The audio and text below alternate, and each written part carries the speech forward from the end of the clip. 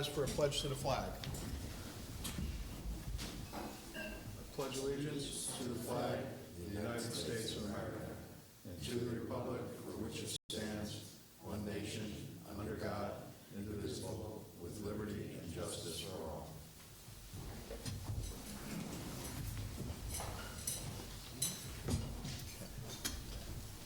Okay, could the secretary perform a roll call attendance, please? Here. Here.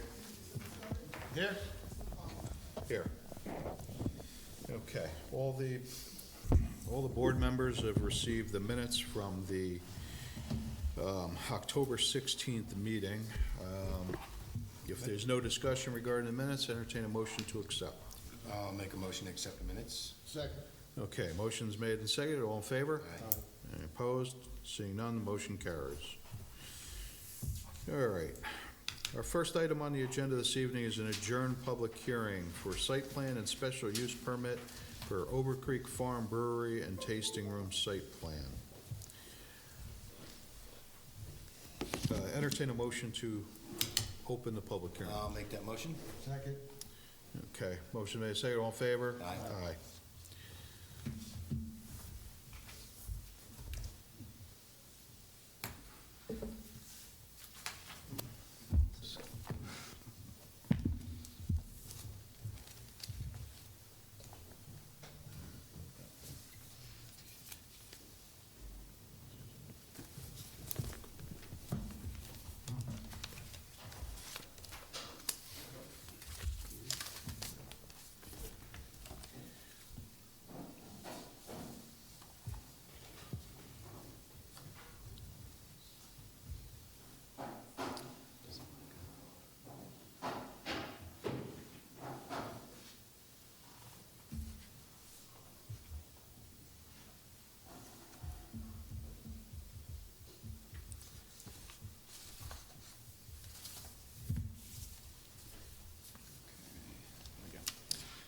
All right, good evening.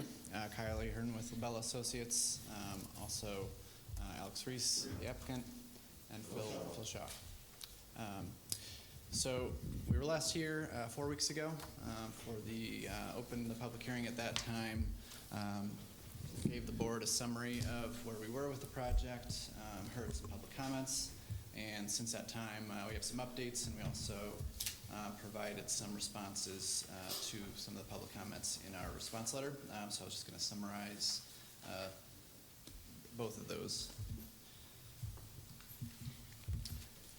So the main outstanding item that we discussed last time was SHPO's comment letter and the response to those comments. So the field work actually took place today. So we're expecting to have the report, the findings of that field work shortly, and then we'll get that back to SHPO for their input. We did provide the DPW plan approval for the ingress and egress with their last submission. Soil testing was conducted for some of the SWIP comments for the existing pond that we'll be utilizing for the improvements that more or less got, I would say the majority of the comments in the last round were taken care of with this submission. As far as the technical engineering comments go, I haven't gotten Malcolm's letter. Have we gotten that yet?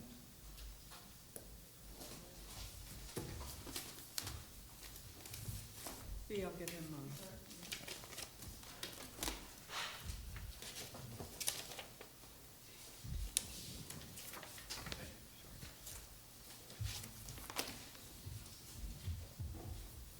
So I'll take a look at this after the meeting and respond to any outstanding comments with their next submission.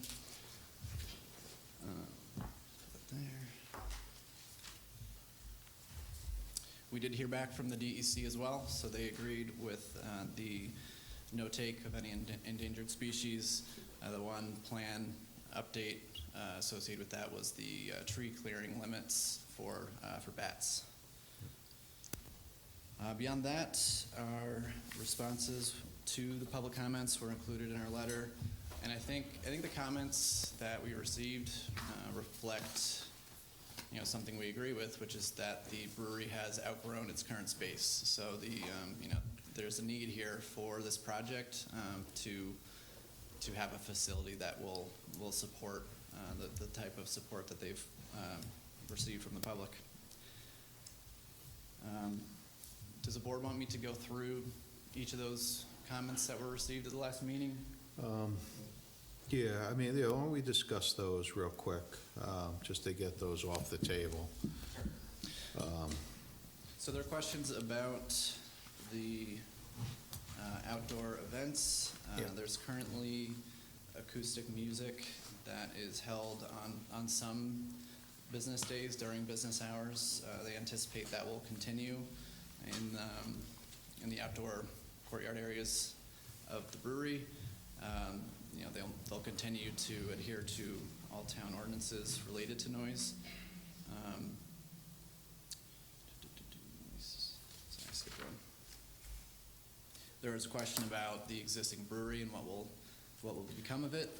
The plan is to close it, so all the brewing operations will be moved to the new facility when that new facility is opened. So, and then also just to touch on there's a question about traffic. So we had discussed that at the meeting before, but it wasn't a public hearing. So I'll just reiterate.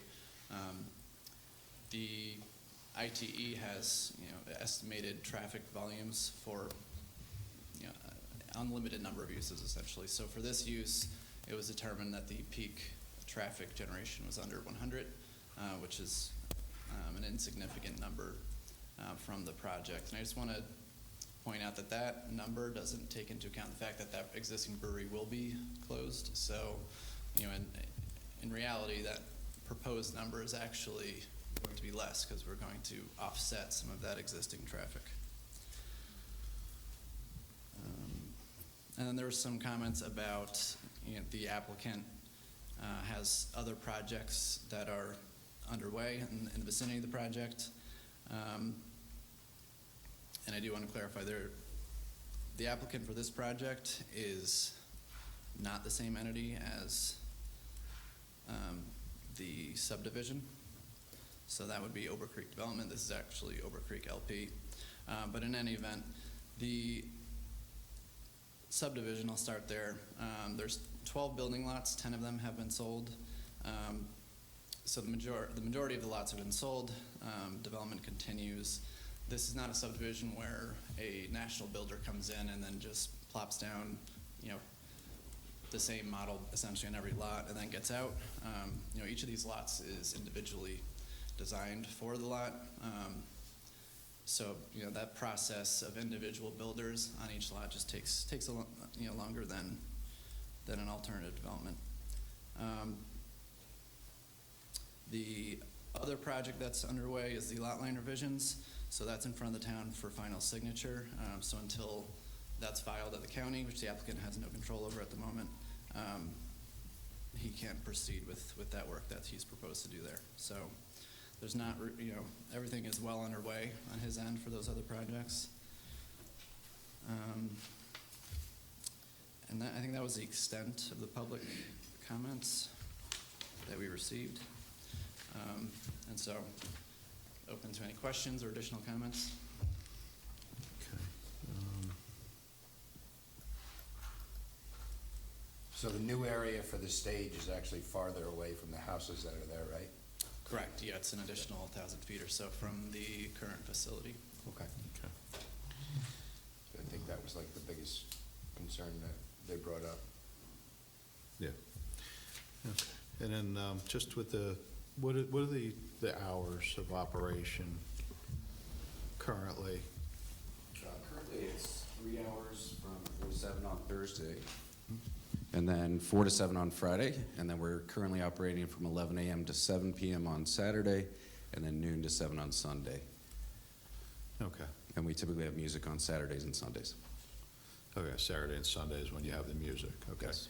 And that ends at, prior to 7 when you close, or at 7? Yes, yeah, more or so less? typically the music runs from 3 to 5, so it's 2 hours, and so it tends to wound up right around 5 o'clock, it stops. Okay, so, all right. All right. And that falls within the noise ordinance. The noise ordinance is by 9 o'clock is the, 10. oh, it's 10 o'clock. Okay.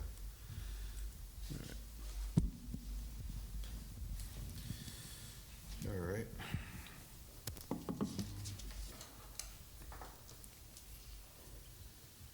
Okay. Anybody else have any questions? No. Okay. Does any of the staff have any questions regarding any of the open issues? No, I mean, as we discussed during the pre-meeting, the remainder of our comments are pretty minor. We've asked for a couple clarifications on their drainage design, but other than that, Okay. they could all be conditions. All right. And I guess, Neil, Malcolm had, what, 2 comments? I mean, when you spoke about the field work, is that the architectural and historic preservation? Yes, field work? exactly, the SHPO comments, so the archaeologist was out there today. Okay. All right. So I guess this time this is an adjourned public hearing, so we'll open up the floor for public comment.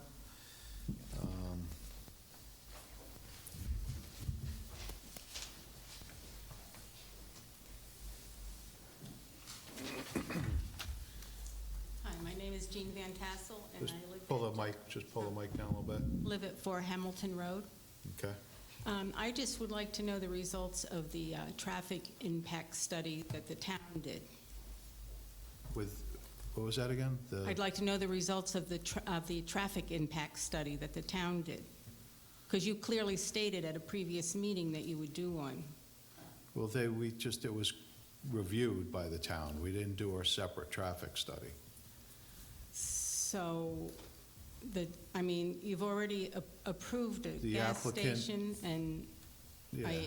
an apartment complex over the gas station. The concern is the traffic where? At the intersection at 9D and New Hamburg Road. It's already an overburdened intersection. And by approving this business, which is a mile down the road from that, it's certainly got to impact traffic. Okay. But as per the planner has reviewed, what has been submitted, and there isn't a significant increase in traffic. 80 more cars a mile down the road is not a significant. Spread over a period of time. Well, if there's a venue with having a party, they could all leave at the same time when the place closes. Yes, that's true. They could do that. But it's a limited impact over a period of time. It's similar to when the train, comes into the station. Right. You have that lag effect from, when everybody gets in their car, goes up the hill, you have a period of time, and I'm assuming with the hours that they operate, those are gonna be off hours of the peak commute as well. The traffic at that intersection is already overburdened, I'm telling you.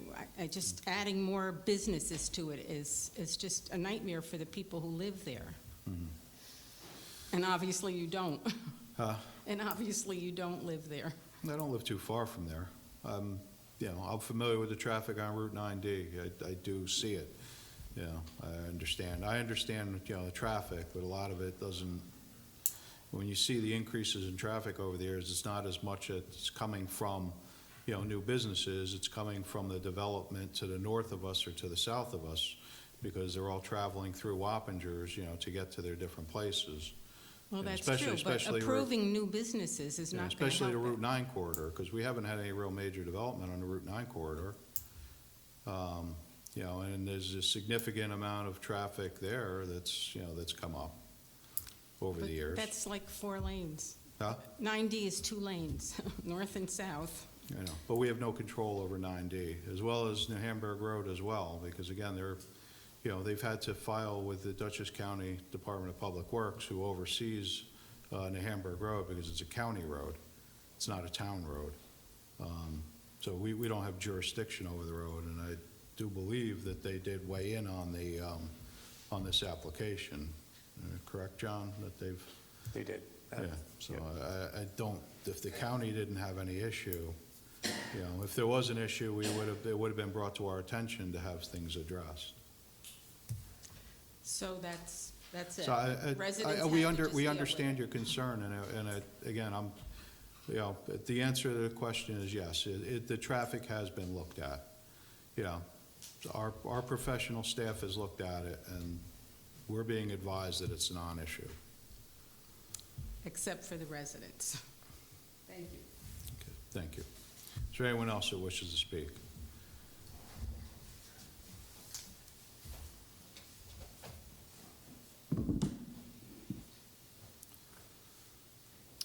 Good evening, board members. My name is John Detweiler. I live at 6 Hamilton Road in Wappingers.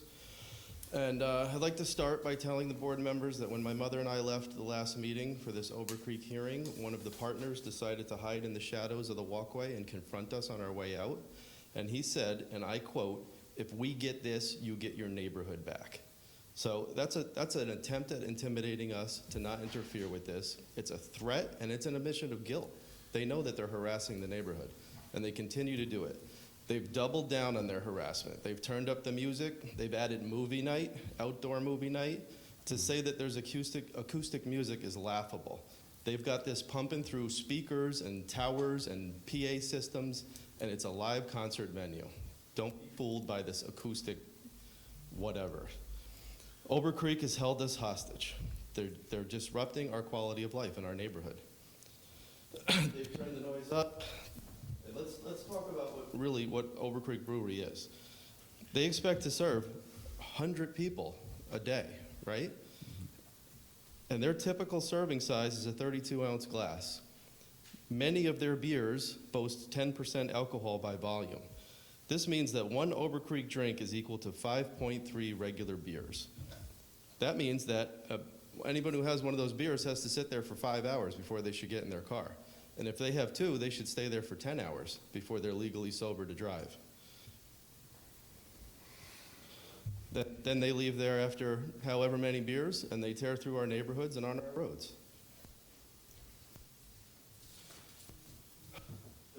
This proposed outdoor concert venue and open-air bar is a direct violation of zoning code 240-81.6. Microbreweries and distillers. All equipment, materials, and activities shall be contained entirely in a fully enclosed building. The current Ober Creek Brewery is already in violation of this. Zoning enforcement refuses to act. They've been notified. This proposed development needs to be reviewed by zoning and the planning board. Fortunately for the planning board members, Ober Creek has clearly demonstrated their intentions. This outdoor concert venue has nothing to do with agriculture. It brings nothing positive to this community. We are finally rid of the Hells Angels. Why would we invite a mob of day drinkers into our community? And I don't feel that the traffic study was well addressed. That's Labella telling us that he doesn't need one. They're Alex Reese's employee.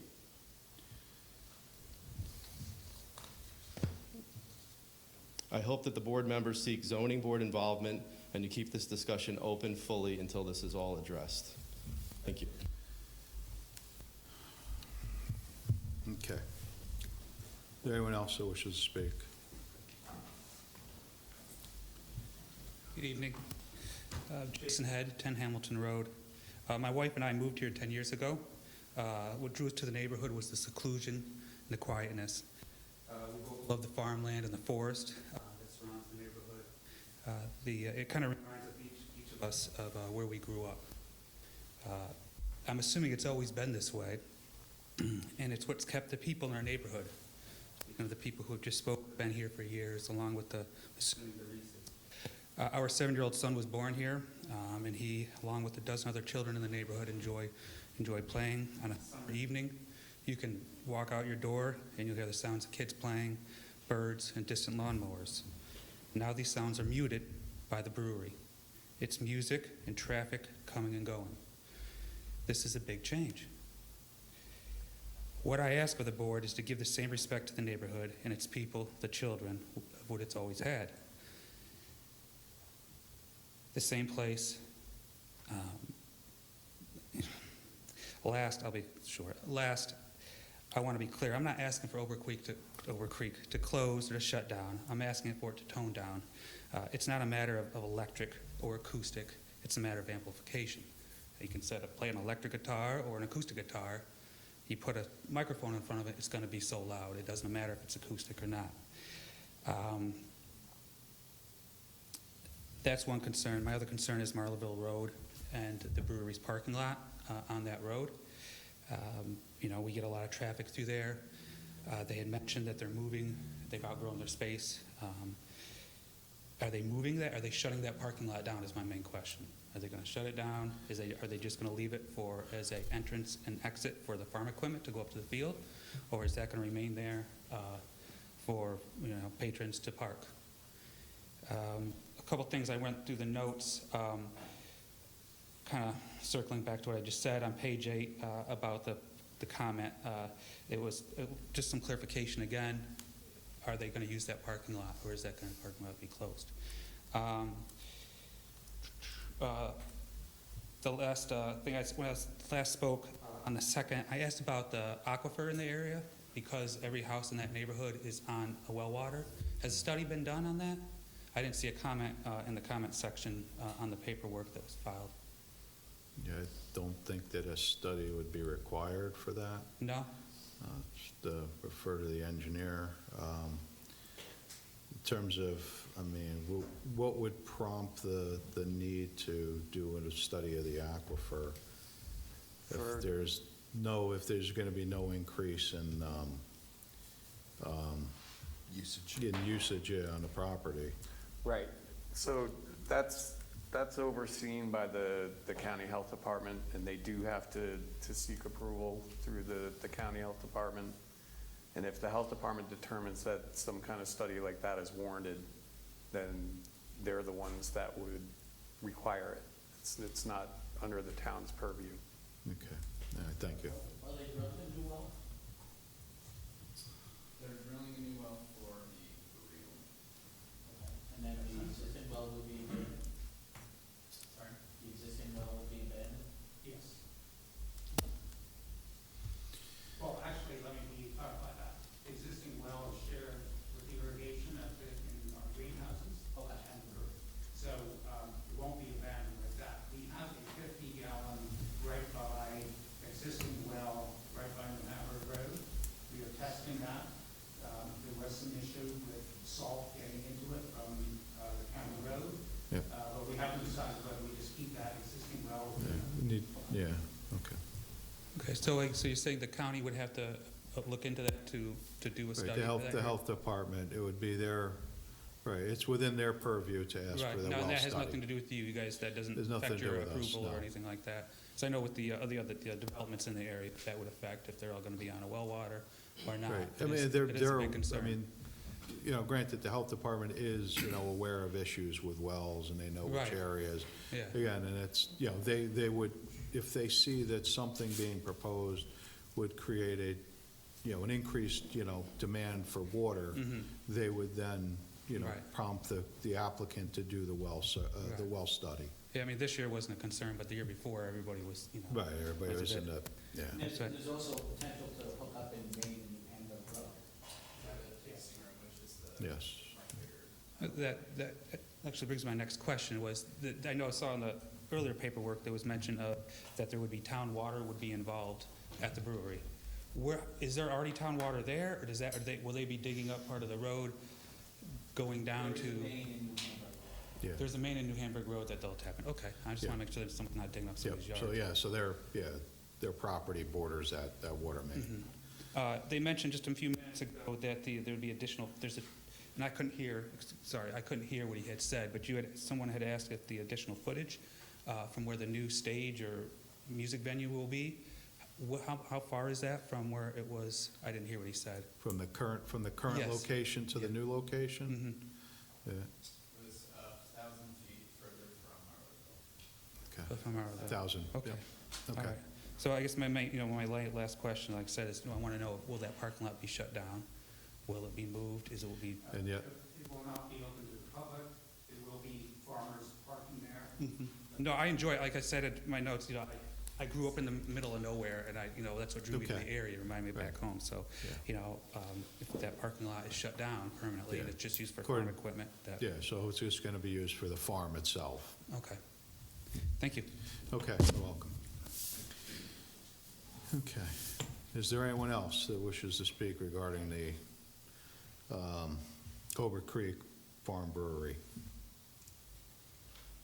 Okay, seeing none. What's the board's pleasure on the public hearing? We, I believe all the answers have been satisfied at this time. Yeah, I don't think we have anything open-ended, right? No. Okay, everything's been addressed. All right, so if, let's go ahead and, somebody wants to make a motion to close the public hearing? So move. Yeah, I'll second that. Okay, motion's made, second, all in favor? Aye. Aye. All right, so motion carries. So the public hearing is now closed. There is an issue regarding the land banking. The applicant proposes to land bank 15, my note. The applicant's proposing to land bank 15 of the 83 parking spaces that are proposed.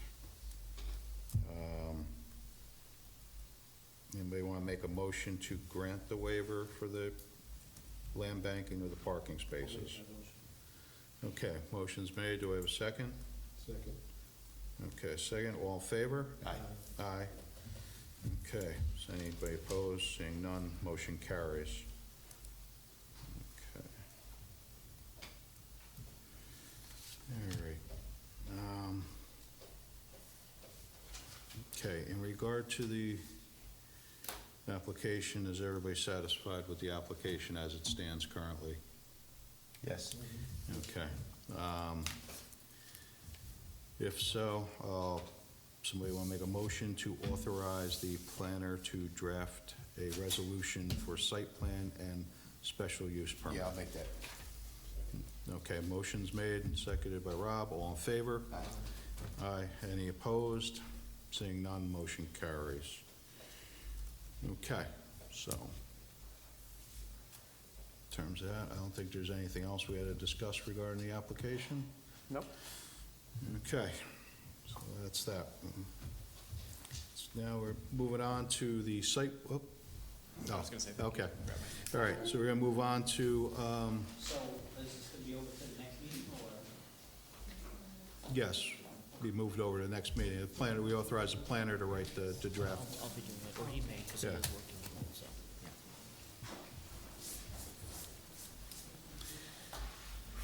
yeah. All right. Next item on the agenda is site plan and special use permit for Verizon Wireless Communications Facility on Didell Road.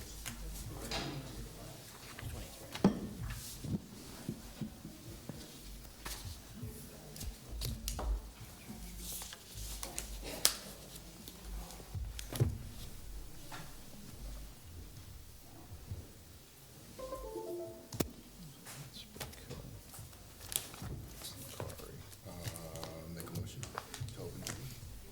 Should I make a motion to open here? Oh, yeah. Somebody want to make a motion to open the public hearing? So moved. Second. Motion's made, second, all in favor? Aye. Any opposed? Seeing none, motion carries.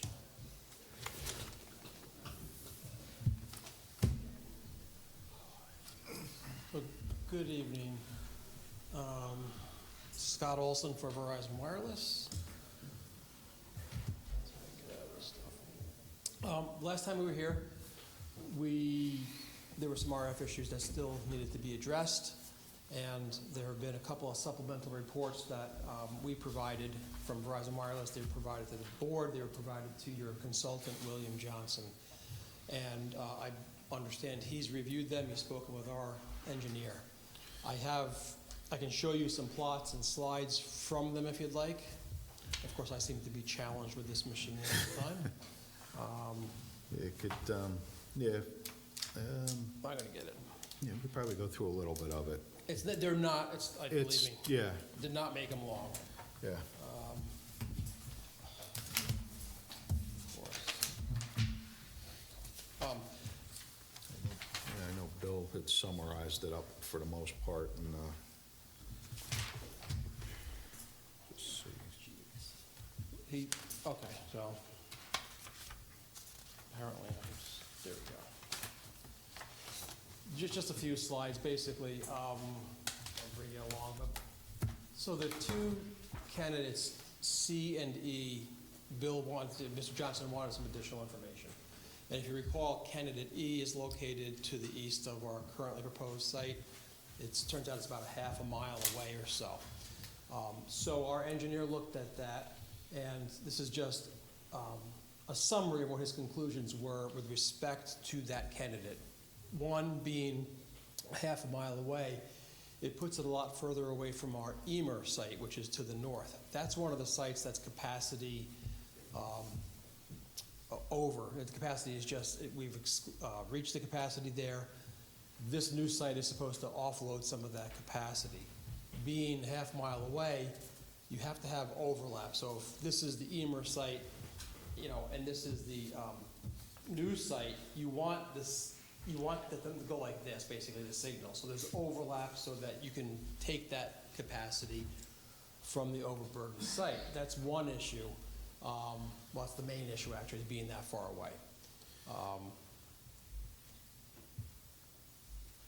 Again, that's hard to read. That's was just, again, from Mr. Hennessy's report from Verizon Wireless.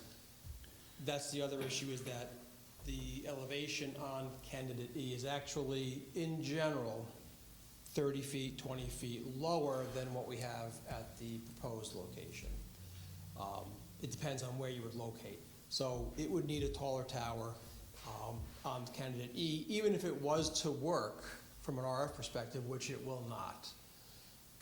Third issue, I don't have it here, but I showed it to you the last time I was here. We did some visual mock-ups of this. And, believe it or not, you're going to have more of a visual impact if you put the tower at candidate E as opposed to our other candidate. You're going to have a lot more residents actually see this thing from there. But again, so those are three reasons. But again, Verizon Wireless RF cannot use it because of the technology. Candidate C is also a little too far from Emer, and I'll show you a plot that shows you where we don't have the overlap that we need. It's also too close to New Hackensack. Those are the two sites that are overburdened. So being too close to New Hackensack, both engineers agreed there would be too much interference, it wouldn't work properly.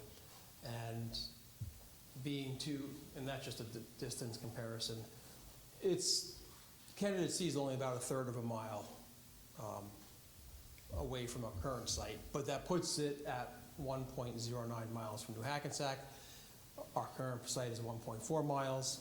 The engineers agreed that the 1.4 miles is really what's needed. And this is what I was getting at in terms of the coverage and the overlap. If you see the different colors, you can see where the blue meets it's not red, it's the burnt orange or whatever it is. I'm a little colorblind. You can see that there's overlap because there's no underlying blue, which you'll see in the next slide. So this is what they call the best server. It's the computer analysis that demonstrates this is really where you should be for the network, for it to work properly. When you come down to this would be candidate C, and this is where it's hard to tell, but you do get some blue peeking through here, so you're not getting the overlap that you need. So it's not going to really offload the Emer site the way it's supposed to. And I think I blew it up. Yeah, you can see a little better here. You see how the blue peeks through? Yeah. So it's not going to make contact with the Emer site, so therefore you're still going to have that capacity issue there. So that was it in terms of those two candidates. The engineers talked about them. I believe that your consultant, Mr. Johnson, agrees with ours that the two candidates really are not viable. So the other thing I could show you, because I know that the neighbors are here, and they presented some information about how this is going to be very visible from their house. I think they provided a mock-up, and I just want to say that that mock-up is not accurate. They show the whole tower being visible from their back door. We don't believe that is the case. We flew a drone not too long ago, and we have some drone footage at the height of the tower, and what it shows is that at least during the leaf-on season, that's when we flew it, you can't see their house really, and you can't see, I think they've got stables or barns. You can't see that from the top of the tower where the drone is sitting. And so if you can't see the house can't see the tower, is basically what I'm trying to get at. And there it is, it's a big file, so hopefully it's gonna come up. It's a pretty large file.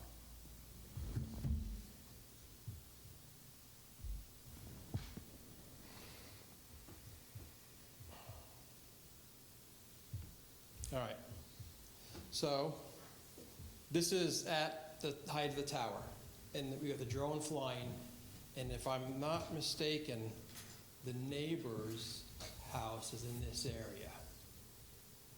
So yes, you may be able to peek through the trees and see portions of it here and there, but it wasn't as if like it was presented by them, and I don't have the picture handy, but it was, I think they showed it from the back window, back door, and it showed the whole tower right there, and that's just not the case. So that's why we wanted to fly this drone, to show you that if you can't see the house from the top of the tower, they're gonna have a tough time seeing the tower. Well, that's exactly what I said. You still have to look through trees, but still, we just wanted to present that to the town. That's basically where we are. Okay, all right. At this point, I mean, it is an adjourned public hearing, so we'll open up the floor to any public comment regarding this cell tower. So if anybody wishes to speak, step up to the microphone. Please state your name and address for the record.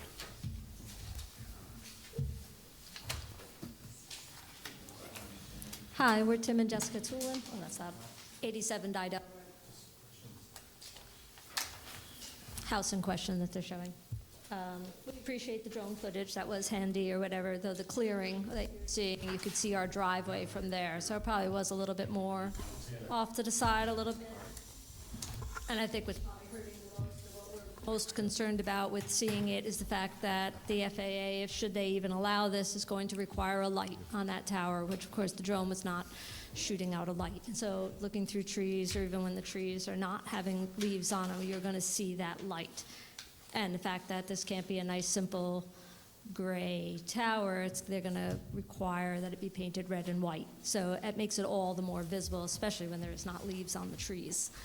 And the light will be shining through. But anyway, to our points out what we were going to make. Basically, when, at least according to the town code, when they are choosing a parcel for erecting a tower, the town code, that 24081, stipulates that cell towers are only allowed to be built in the town of Wappingers in the following order of preference.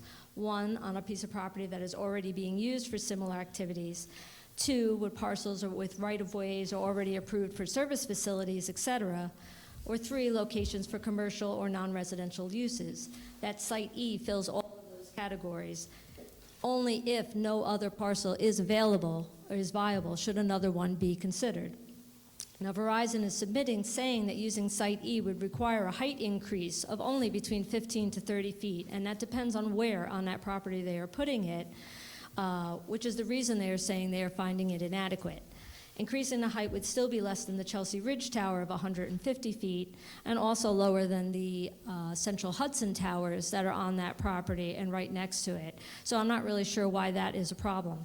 The electrical towers are already at approximately 160 feet, so doesn't this make it all a viable option? You can put the towers there, you can raise them to that 15 feet that they're saying, which will provide the adequate coverage that they are requiring to cover all of their areas that they are stating. So that seems to me that that would make a much more viable option. The only reason they don't want to do this is because it seems to be a lot easier. They already have the engineering for this piece of land. They simply can just move it down the road. Or they could raise the height on the other two locations, which are only 80 feet at this current time, which would also increase it. So we believe that you guys should be taking that into consideration, that raising a tower 15 feet, putting it next to already Central Hudson Towers, everything that the town is already seeing, saying that residents will be seeing it more, but that's because we can see all of Central Hudson's towers. They are running right down the road. So of course, yes, we already see that too. So yes, more people may see it on that location, but we're already looking at something. Town code also stipulates that it's not permitted if it proposes a hazard to air traffic as defined by FAA regulations. The proposed site is in the flight path, I'm sorry, this went out, is in the flight path of the Mid-Hudson Regional Airport, which is also a flight school. FAA Title 14 CFR 77.17 states that any tower above 200 AGL of the airport is not permitted within 3 miles of the airport. The proposed tower would be situated at 380 feet AGL of the airport, and adding an additional 120-foot tower exceeds its limitations, and it's also only 2 miles to the airport. Do they have approvals from the FAA to be doing this?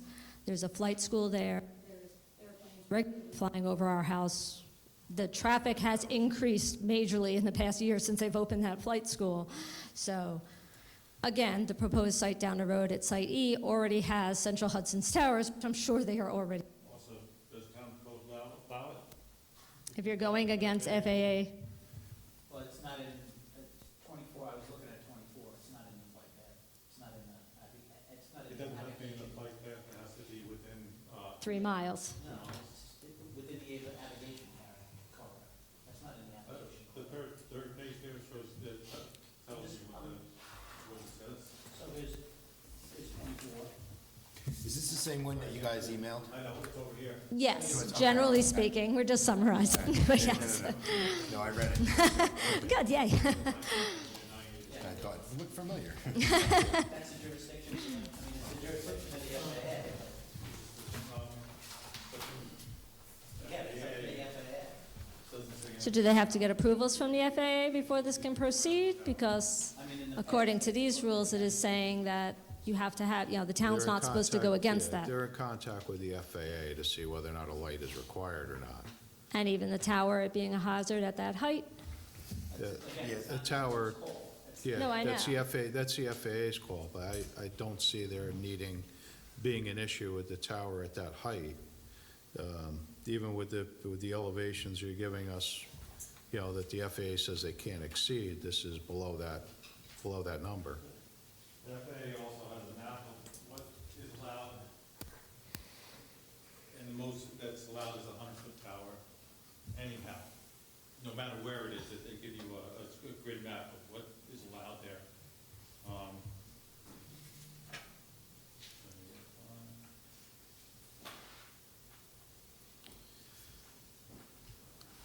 This is their grid map of what is allowed at the, our airport. Right here and here is where the tower's going, right, and they go down for 100 feet there.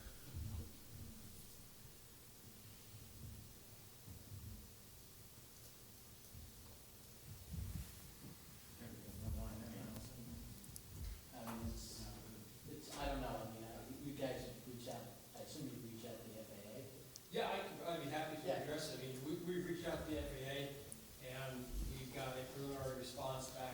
Could you grab that microphone? Just, I gotta make sure I want to make sure we get everything on the record, But that's all. yes, Okay. because we're near the airport, we've reached out to the FAA. I just saw a preliminary response literally tonight when I showed up. They still say that more study is needed, so they haven't issued a final determination. So we're gonna So if the have to, FAA says it's a hazard, you can't allow it. You can't allow it, we would right? go for a It doesn't say anything that you can go. But the town code says you cannot. No, it's up, so the tower height is up to the FAA, it's not up to us. Well, your town code says if it's a hazard, it's not allowed.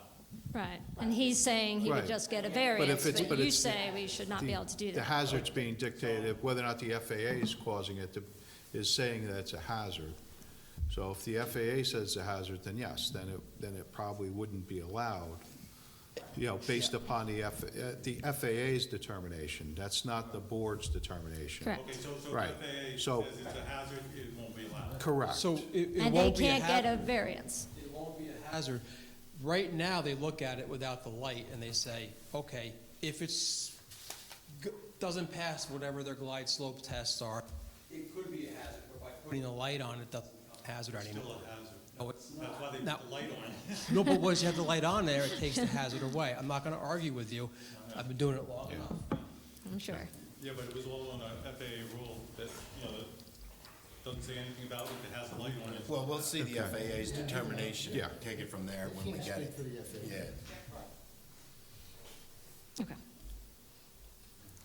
Now I forgot where I was, but okay. All right. Okay. Okay, so they answered some of the questions about the RF signal. They were talking about which site and if they're using the proposed site and how much of it if you're using Site E. Those maps that they were showing, yeah, which we have the same ones here, shows that their biggest concerns seems to be that Amherst site, which is in the town of LaGrange, that is not in the town of Wappingers. They want to use this property. It is showing more that their own maps that they are submitting is showing that most of the coverage then would be in the town of LaGrange of what they're trying to protect, which is not the town of Wappingers' problem, in our opinion. Site E, however, will cover more in the town of Wappingers, which is what should be more of your concern for it going that way. Again, it should be in the town of Wappinger's best interest to help our town more than the town of LaGrange. And it would be covering a lot more coverage, both of them. Even your Site C was showing it covering more on Wappingers. And it's more than 50% of their things going over to town LaGrange at that site, the proposed site. Versus our Yeah, town. Site E, it would be 100% in the town of. And you're right, it's not necessarily reaching that Amherst site, but that should be the town of LaGrange's problem, of which they tried to get it in their Okay, town, held it's- them up 5 years, regardless- didn't go forward. Regardless, it has to do with the RF analysis, Right. not whose town it's in. For purposes of the telecommunications law, this board isn't permitted to look at those issues. Basically, under the Federal Telecommunications Act, this board is prohibited from looking at certain things with respect, because it's federal law, the town of Wappinger can't look at how much is covered. Its own town. We're preempted, our code gets preempted by federal law. Federal law trumps our code. Okay? So the Federal Telecommunications Act governs regardless of what our code says. But if they increase the height of the tower on that Site E, the 15 to 30 feet or whatever they're saying it needed, wouldn't it provide the adequate coverage then? Because you were keeping the elevation a lot lower and also did not submit a map showing what it would be if you raised that elevation. So, and I understand exactly what you're saying. It doesn't work that way, though, because, so the reason we need this site is because of the location surrounding the site. People that are in this area, if you're using it on Verizon Wireless service, you are drawing service from the Amherst site or Emmer site. You won't So- give us files. We don't have any service from Verizon. Okay. But anyway. So anyone on the in the Didell Road area, that general area, who's trying to use Verizon Wireless service, is obtaining their service either from New Hackensack or the Amherst site. So what happens is it starts sucking the energy, the RF waves, from those source sites. And that is what's creating the capacity. It's actually, so if we're proposing a site on Didell Road, it's because that area is creating the problem. It's not it's not the town of LaGrange problem. It's because the area that doesn't have the great service and you're taking capacity from these other sites that really aren't meant to serve the Didell Road area. What happens if you raise that Site East tower to, say, 130, 140? To cover more people in that area. You would have enough overlap, wouldn't you? No, again, it's too far away. But you actually said it would be all right. In your map, it says that if it needed to be raised 15 feet to create adequate coverage. So Well- why can't you just do that? I'd have to It's in your look at map, it's right here. You wrote I'd it have to down. look at what the RF engineer said on that one. Oh, and that's somebody saying, yeah. Raise the height of the Amherst tower. No, the one on Site E. Yeah. No, Site E, if they raised it to 15 and 30 feet, they would have. It would provide adequate coverage. Be the same. And that's their own summary states that. Again, you're raising the height of a tower We don't comply with the setbacks there, so you're adding another variance to the mix. But, and we have a problem. We're trying to do apples to apples type of, we don't want to now raise the tower another 20, 30 feet if we don't have to. Well, it's near power lines anyhow. That are at that height. So really, the only reason why you wouldn't want to is just really the cost to Verizon, I'm guessing, or whatever. No. Like, it doesn't really make any sense of why you wouldn't want to. It already is an eyesore over there. It already has tall towers on that property. Like, all that already exists. It's already following town code of saying that it has service utilities there, it has right-of-ways, it has all those things there. And it, on your paper, it says it just needs to be taller to have the same coverage. So, Coverage and capacity are two different things. same capacity, it's all in there. The reason why it wasn't good is just But because it's 15 feet too we've- short. We've moved sites before while we're in zoning, so that All doesn't. right, there's no debating here. Okay. All right, let's just let's move forward with the rest of the questions that you have. Again, I think most of this has been addressed already by our RF analysis. Our analyst has gone through all these items. But At they're least really he's just reported denying back it due to to- 15 feet of a tower. Yeah, and that really doesn't seem like adequate reason for the town to be saying that site is not viable, when it is a better solution. He's saying all the reasons why it's not is because it'd be more visible to residents, blah, blah, blah. But it's not, because it's the same as the Central Hudson Towers. It's got the same visibility, and the same neighbors are seeing it, including us, because we see those towers too. But it's not any different. So all the reasons they wrote in their summary that they say it does not make sense, and does not make it not a viable solution. Okay. Considering that a lot better, because it is, that property is not violating the town code, which everything in the town code says you should not allow this, violating these codes, and we just illustrated reasons of how they are violating codes. So your own code said they should not allow it if there is another viable solution, and there is another viable solution. They just don't want it. That's not right. You know, it's like, sorry. So the town code, we've been down this road already. I mean, we've had a similar project that came to town.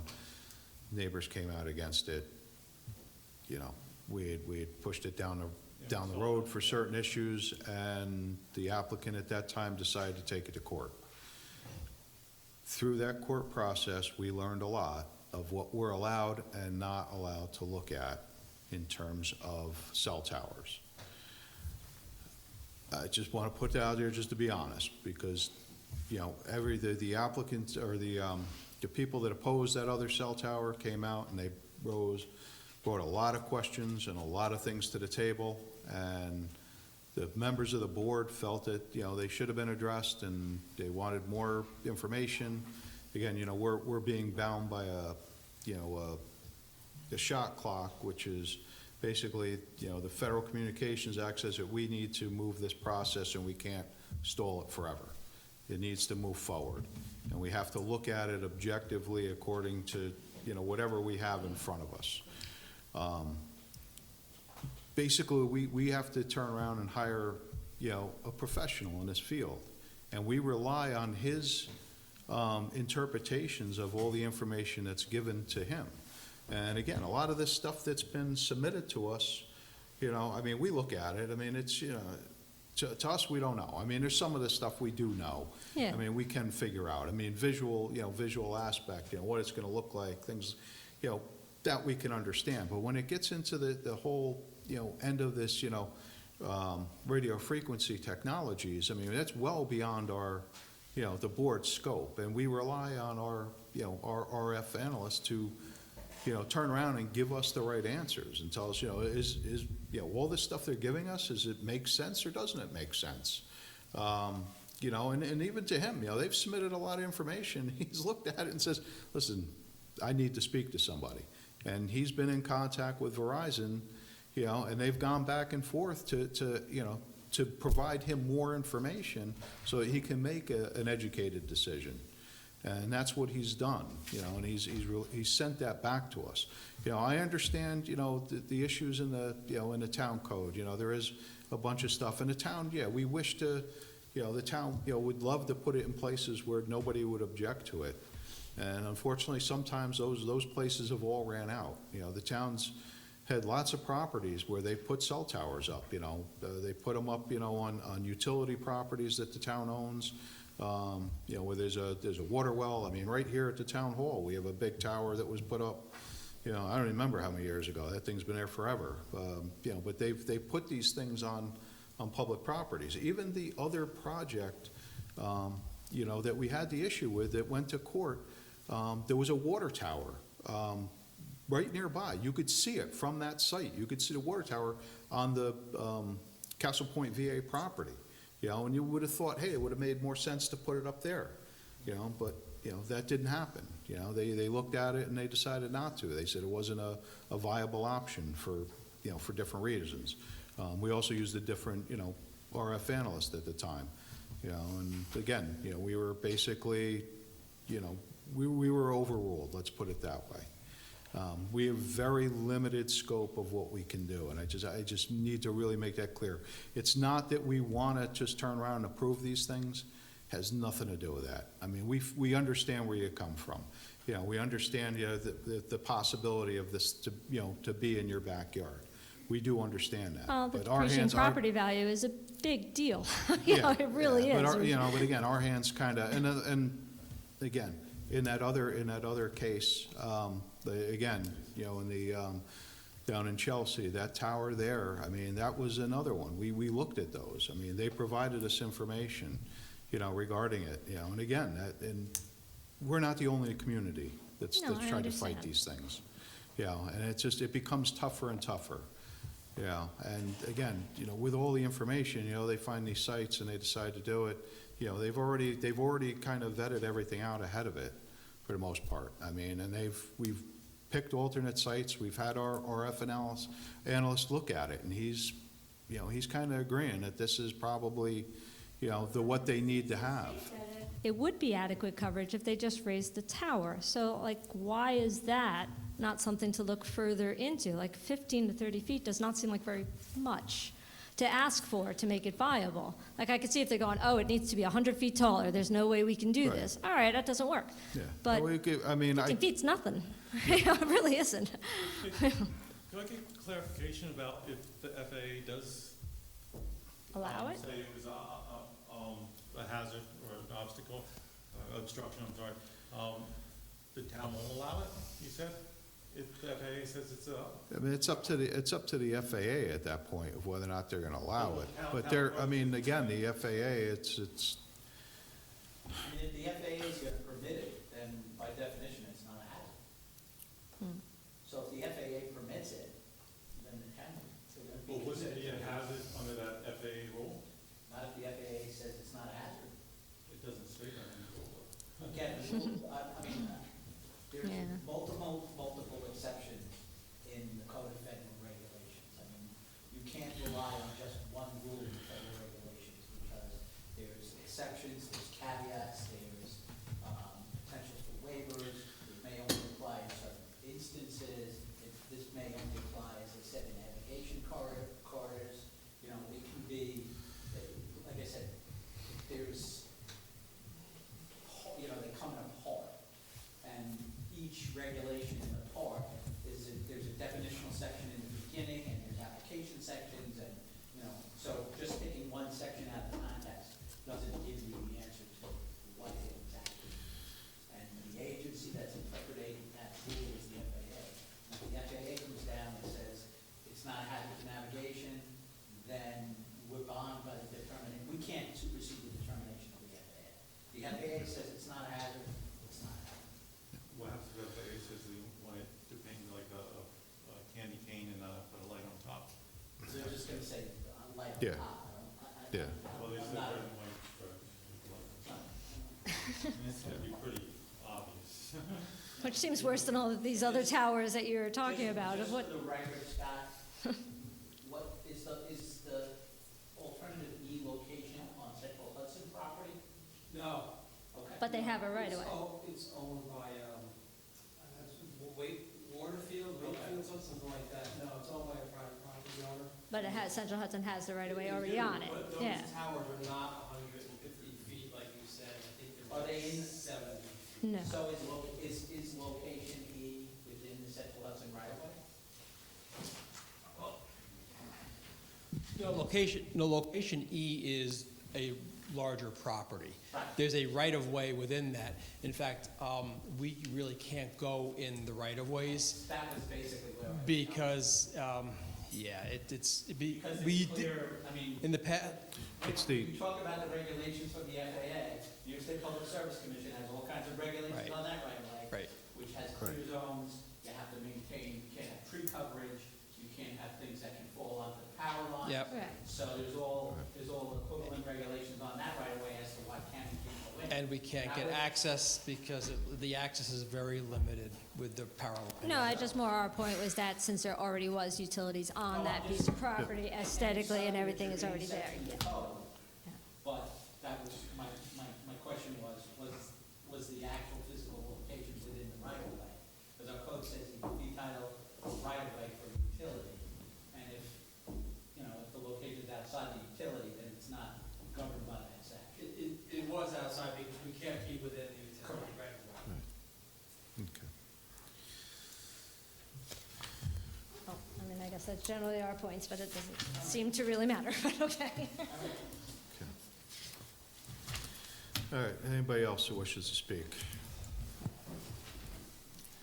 Good evening. My name is Jose Seco. I'm at 7-12 Carwheel Lane. And again, in terms of, obviously, Town Code 240-81 and Section D, location standards, which was going through. Just parcels of right-of-way used exclusive for existing public utilities with preferences to exist or proposed water towers or others like, location, facility, or commercial and non-residential uses, and only if those areas cannot be adequate for the tower, then there could be another location. But those areas have to be evaluated, including the signal strength. And I don't see that.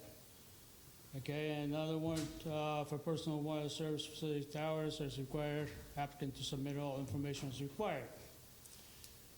The only exceptions on the town code is for police, fire, ambulance, and other emergency dispatches.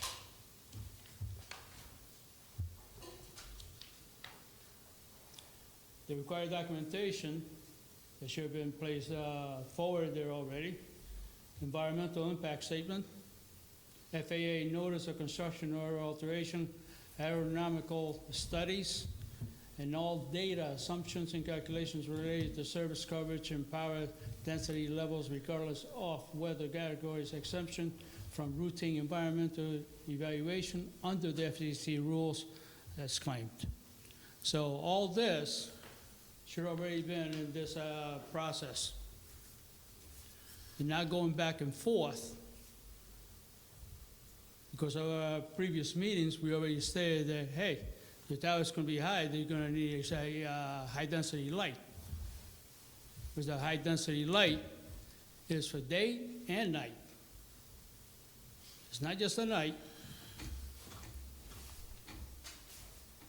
And that's a definite answer, okay, from the FAA, which should already been in place. Otherwise, this application is incomplete. Right.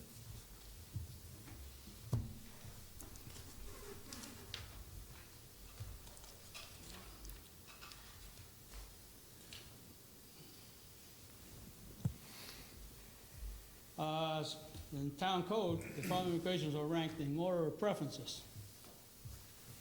Placement of existing structures, such as buildings and smokestacks, water towers, silos, and ground sites, shall be encouraged. Shared use of existing towers shall be encouraged. Clustering of towers, applications for towers adjacent to existing towers should be encouraged. The use of land distance from higher density residential properties and where visual impact can be minimized should be encouraged. Site E fulfills that. The use of lands in areas of high density residential property is the least preferable selection. Town code.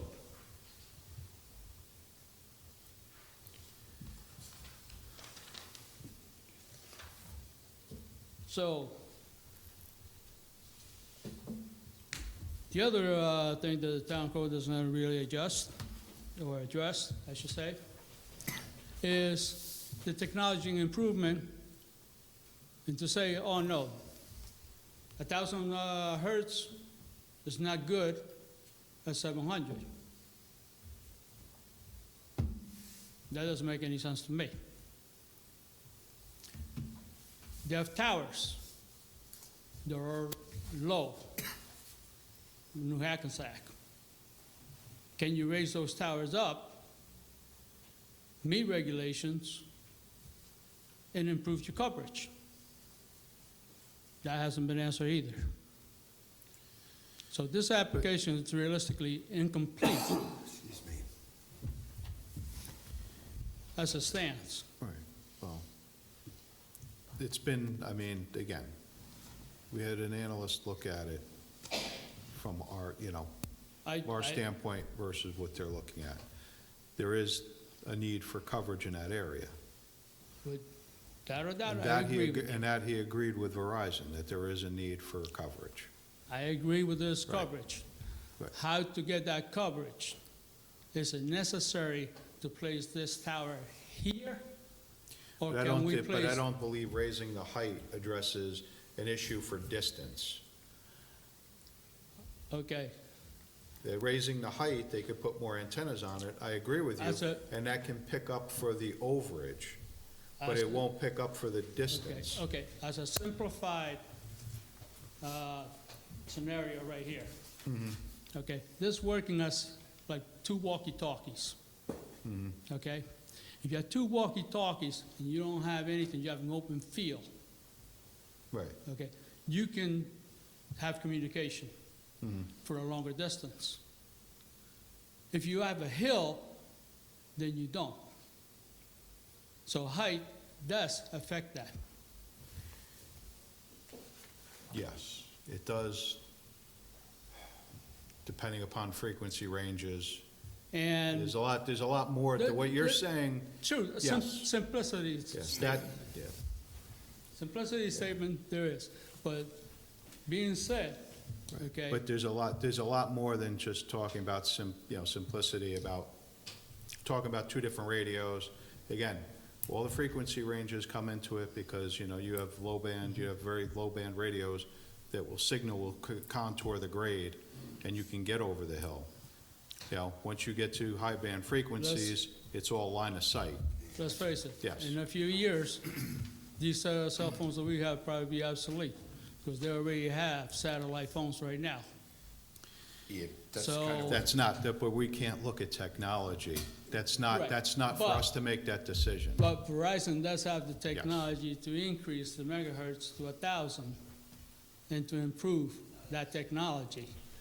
Yeah, but you're asking them to They- make them they wait. stated it- Right. they It's- stated you that they can't- have it. Again, what you're asking for is something that we cannot do. We cannot turn around and put them on pause until technology comes to a better light. Again, there is an option for the applicant, and it basically takes us out of the equation, other than the fact that we have a judge that sends an order to us and says, you have 30 days to do something. We've been down that road already, and unfortunately, the taxpayers shouldn't have to pay the burden of having to go through lawsuits and things like that. We've done it once already, and I understand where you're coming from. We have to look objectively at everything that's given to us. We have to rely on our professionals and our professional staff that gives us information. Again, we've employed an independent person to review all these items. You know, we've also had, our staff that's interacted with our RF analyst to make sure that, that everything is getting addressed. I understand your concern, but unfortunately, it's one of those things that, we can play this game and move it around and around, the tower, but it comes into other factors come into play too, is because you move it from here to here, they lose something else. You move it from here to another location, then they lose something else. This is giving them what they claim that they need. We can put it down at that other site E, and you can raise the height, and then the visual aspect of it, more people will see the antenna from that location. Not to that location, because the populated area is where they're proposing it now. No, actually, More the populated. Site is near the end of Daniel Savior Drive, and there's a 1, 2, 3, 4, 5, 6. Yeah. Other places they were looking, Yeah. Yeah, there's a bunch of houses down there. Yeah. There's a 15-lot subdivision directly across the street from E, right? backs up to that. Yeah. They say they drive, and obviously they don't care that either. I went to every Well, house. again, they weren't notified because it wasn't located at E. I told them, What makes their house? So, I don't care that it was in their backyard, they're not gonna care. so, Because this property's right behind their houses, so it's the same thing. but again, if you look at the code, based on the density of building, based on the density of properties, houses, more houses in the immediate vicinity of site E than there is in the existing site. Yeah. So if you're just gonna look at that number, there's more properties that will be affected at E than at the but present location. that's the last subdivision that you're speaking about, right? Okay? So therefore, right there, basing it there, you're saying basing site E, which would be down here. Okay. Do we, If you did a circle, They're not picking this up on the TV. yeah, you need to speak at the microphone so that everybody can, so we can get picked up by the, by the video recording, so everybody can hear what you have to say. Do you have any, do you have anything from somebody that contradicts the information that we're being given? That's the other item here. Yeah, Well- we're employing an independent person to, review all this data. The data that's being reviewed is coming back as, this is a primary site that they're looking in, for their needs to provide. And again, I hate to bring it up again, but, again, it's the Federal Communication Act that kind of ties our hands. I do understand what you're saying, and as I stated, okay, within the past meetings, and even with this meeting here, the FAA authorization and everything else. Right. Sure, But been part of this. But getting a final approval, they still need to get the FAA regardless. So, even if we close the public hearing tonight, and they can't get a final sign-off until they come back with a document from the FAA, it says, hey, yeah, we're okay with this. We still have to, those agencies still have to provide information to us. It's not gonna change the outcome. If the FAA denies the application for some reason, yeah, then it changes things a lot, and then it puts them back here.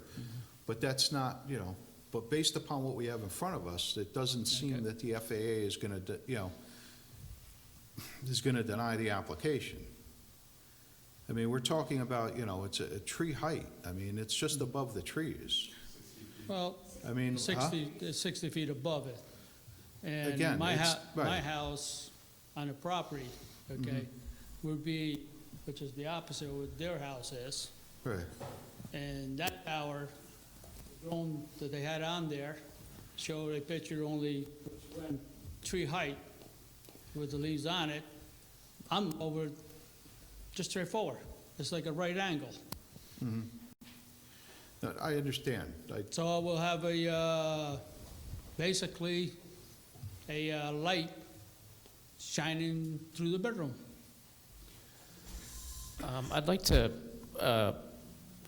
this FAA, please stop me if this has already been covered, but this is from the memo of the town's RF consultant, August 31st, 2023.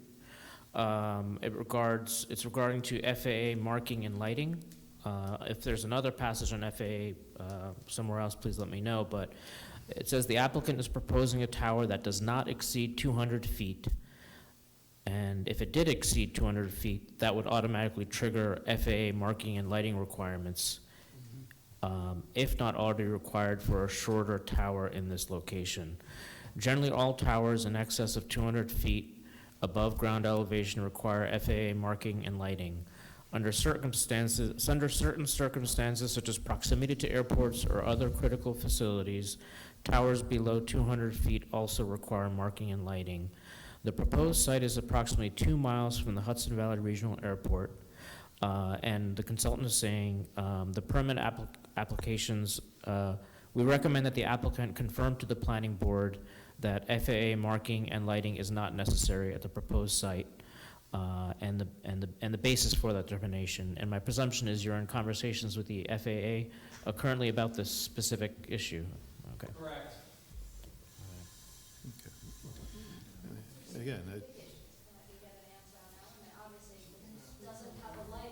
You have to talk to you have to talk in a microphone. We can't, it can't, So with respect to that, I mean, the communications are ongoing with the FAA, and the FAA would, reach a determination, so,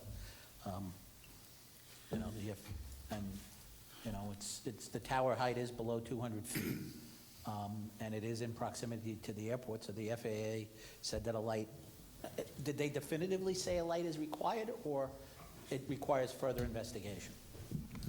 I just skimmed it literally before the meeting started. It said more study is needed.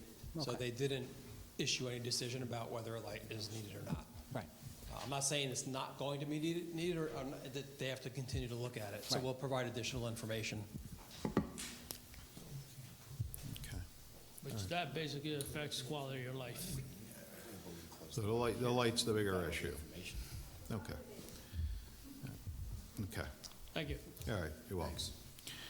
All right, is there anyone else here this evening who wishes to speak regarding the Didell Road cell tower application? Okay, seeing none. What's the staff recommendation here? We're gonna move forward. I think the recommendation would be to adjourn the public hearing to see what the FAA says. Scott? Does the FAA's have anything to do with the public hearing? Well, I mean, if the FAA denies it, if the FAA says, that it's a hazard to navigation, then obviously things change, but. It's either, if the FAA says yes or no, it really has no effect on the public hearing. It's Yeah. either the project will go or it won't. And they're not gonna spend money to put a light up there if the FAA says they don't need it. Yeah, right, and the public doesn't want it either, so. Yeah. The one concern I have is since the COVID pandemic, the FAA has been notoriously behind.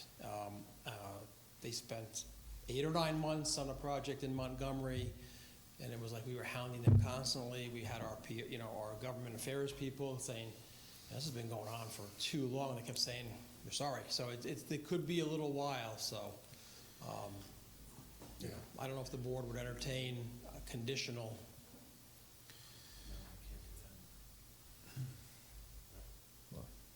I mean, it has nothing to do with us anyway.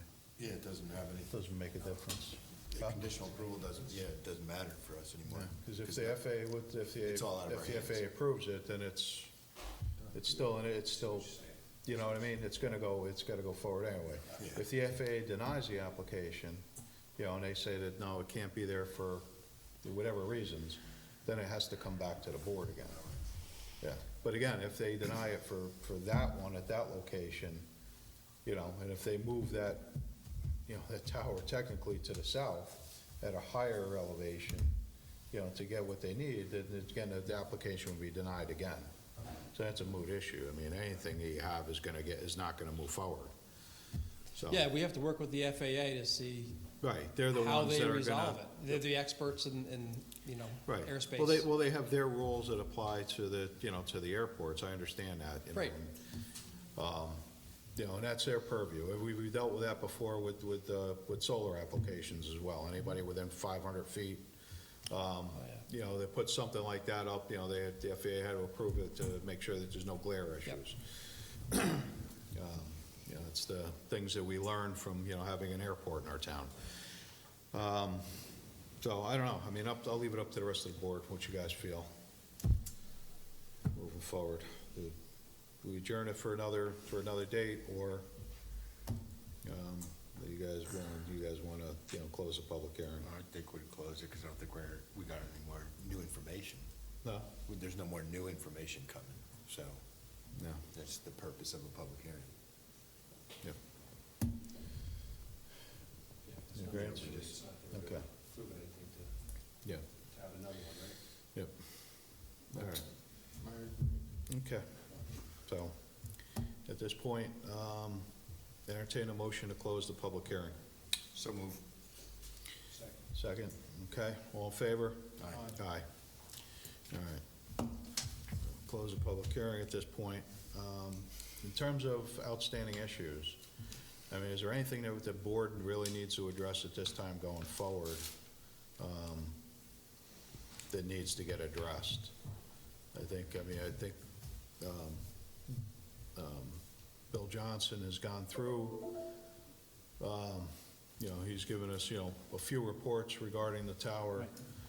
I mean, the latest one, basically out of the 3 locations, again, it puts it back to this location again. Is there anything else that we need to address here that's open-ended? Well, I mean, the only question is with respect to the FAA, but, I mean, clearly, that could be a condition. Yeah. Okay.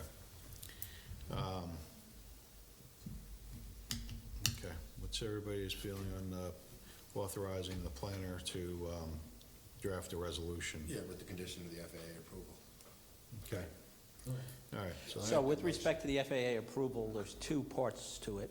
One is the FAA would have to deem that it's not a hazard to navigation, and then the FAA will make a ruling one way or another regarding the need for a light. Correct.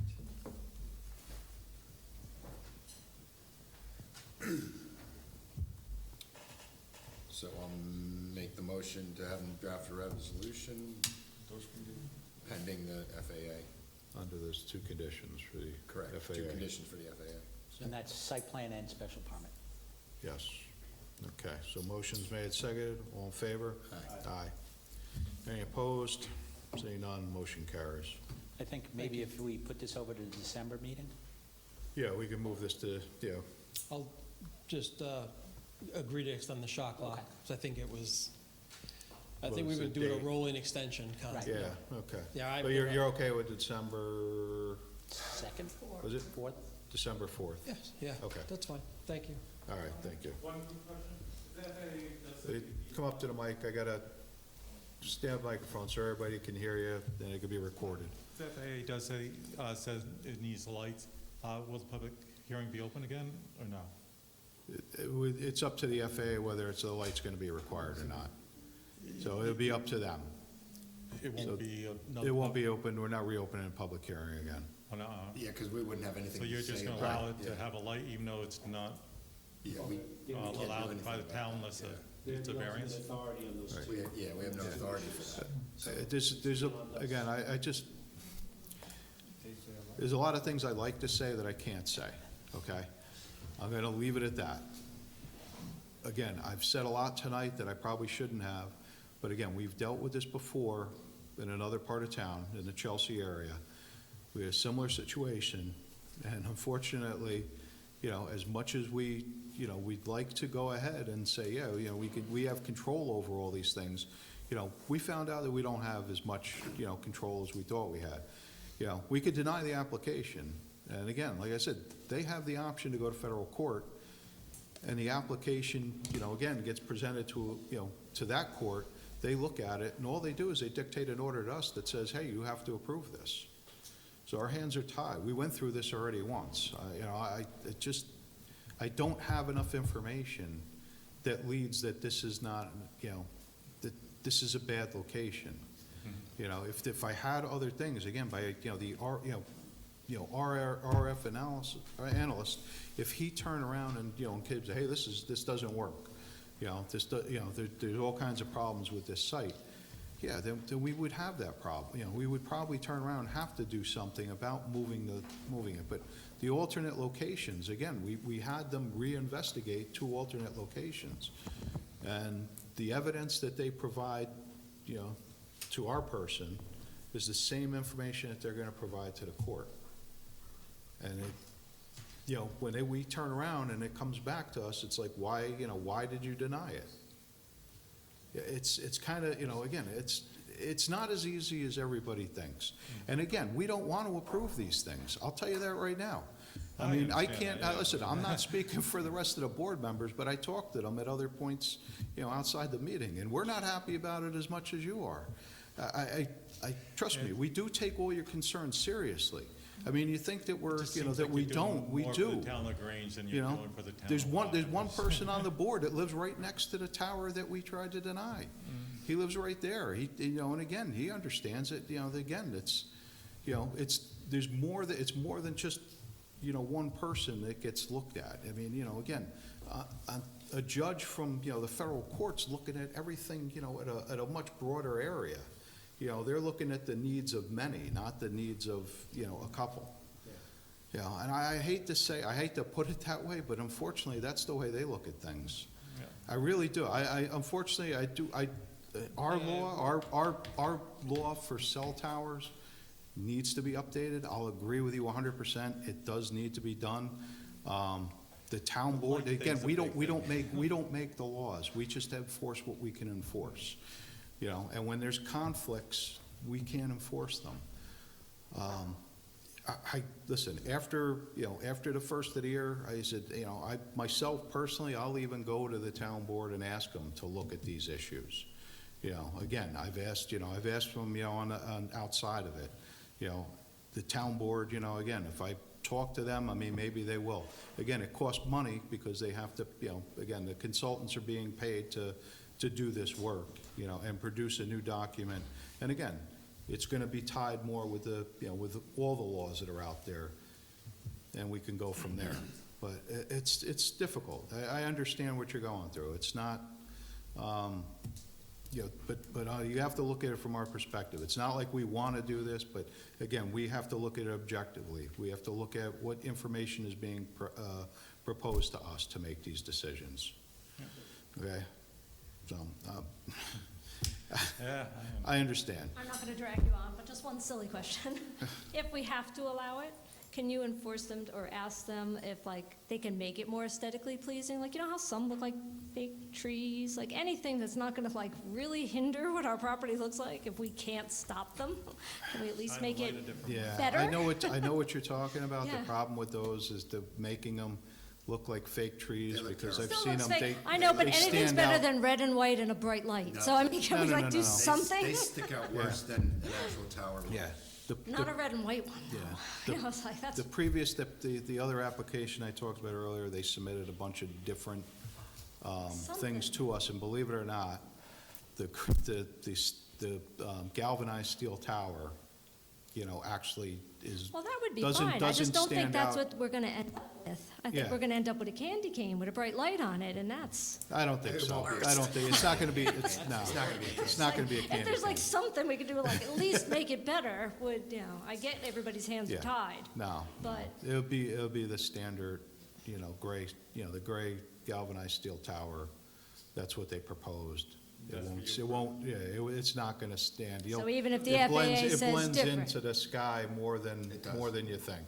Well, I mean, I think if the FAA, I don't believe the FAA is gonna require a painted tower. But, I mean, if They did. if the FAA requires a painted tower, then we reopen the public, or reopen it. I can't see the FAA. Scott, in your experience, has the FAA required a painted tower? They've required painted towers in the past, it depends on the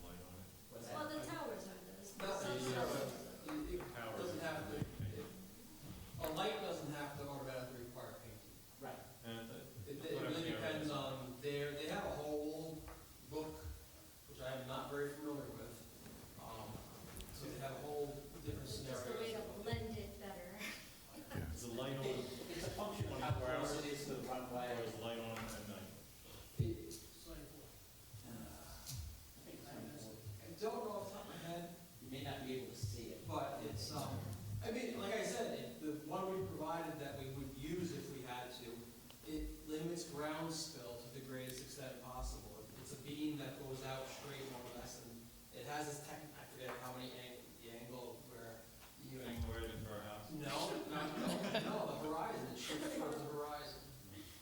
That's what But it's- 360 degrees. What's that? 360 degrees, I think. Well, it's Or shielded, probably at least the flight path, if that were the case. so typically we have shielded lights in a parking lot, which the fixture is shielded so that the light doesn't go up, it goes down. So this would be the opposite, the shielding would be below the light. We're placing the red light Yeah, up, it's, right. it's gonna create a It's- shadow on the ground. So it won't be like the Central Hudson lights that you can see for miles and miles, like a beam. Well, I mean, you can basically there'll be a plane. You'll see less of it when you're under it than anywhere else. You're supposed Yeah. to, if you're on the ground, the visibility is supposed to be limited, like we provided the specs on it. Whereas some of the older style lights, there's just a light ground protection, and it just shoots every which way. Yeah. This one is, So it's this is very shield. focused pattern light that's supposed to go out towards the horizon. Maybe it has like a 10% angle or something like that, so it's based on the horizon somehow, I don't know the engineering of it, but it's supposed to limit light spill to the ground. And it's an LED light. It is an LED light, yes. I mean, that's the thing, LED light is focused. It's a pattern, Yeah. definitely, yes. Okay, Okay, all so right. Thank you. entertain a motion. No, we closed the public hearing. We just refreshed my memory. Yeah, we closed it. Yeah, we closed it. We But- authorized the planner to draft a resolution. To be prepared for December. We did that. Yes, for December we're 5th. good. Yeah, Okay. yeah. You're not done. No, I'll make it quick. Okay, all right, so, okay. Hold on. I'll make a All right, let's motion take a- to open a public hearing. Yeah, for the, okay. So the next item on the agenda this evening is for a site plan and special use permit for Verizon Wireless Spook Hill Road wireless facility. So with that, you made the motion to open? Second. Motion second, all in favor? Aye. So, for the record, Scott Olson, we had a little problem, but I'll show you what we have. Essentially, and the arrows are my handiwork, it's not the engineering, but orange arrow, if you recall, was the first proposed location. And we went through that, why it was not a good location for a bunch of people. The yellow arrow shows the second alternate location, well, the first alternate, the second location. The neighbors who I don't believe are here objected to that, so then we spoke, and they wanted a site in this general location that I've got a red circle on. Correct. We can't put it exactly there because if you can see, you have all these, I hate the trackpad, sorry, all these overhead lines coming into a tower or two towers that are right here. Yep. So we need clearance. So our engineering group said you can put it here. That's about as close as you can get it. So you have clearance from the lines, three lines that are converging, or you can put it here, the two green arrows. So take your pick. Is that first site on the opposite side of the road or still on the same side of the road? I'm sorry, so they're all on the same side of the road. They didn't go over because the other side of the road has the primary lines, and that creates problems for us. So basically, you're moving it 30 feet down the road from the original location where she was talking about by her little stone. Give or take, yeah, like this might be a little, I don't know if it's 30 feet or, this one is kind of right in front of this house, but this is the general view of, that's the driveway right there. Yeah. To the house, so you're talking about right here, do have trees. The other location would be, so this is where the lines cross the road. The other Okay. location would be right around, in general, this ballpark area. Like, so, And that's I think- not close to any driveways, right? Correct. The Okay. driveway oh shoot. That's the driveway Yep. right there. So no, it's no driveway, we just need to be away from these 3 or 4 lines that converge.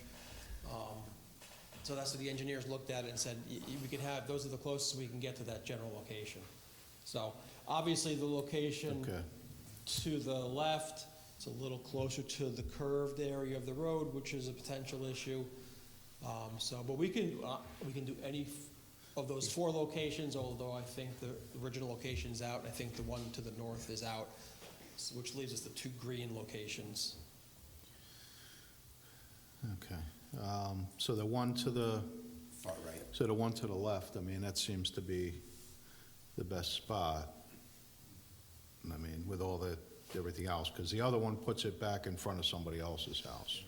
Exactly. Yeah. That was my concern when I saw it. I said, even though there are Yeah. trees there, I just Right. thought, So the proposed, right, so either way, but, and this is basically for the overhead lines that go across the property there, or across the Well- road, I mean. yeah, we'll get it as, we will get it as close as we can to where the neighbors wanted it. But Yeah. this was the general I'm sorry, I moved the arrow.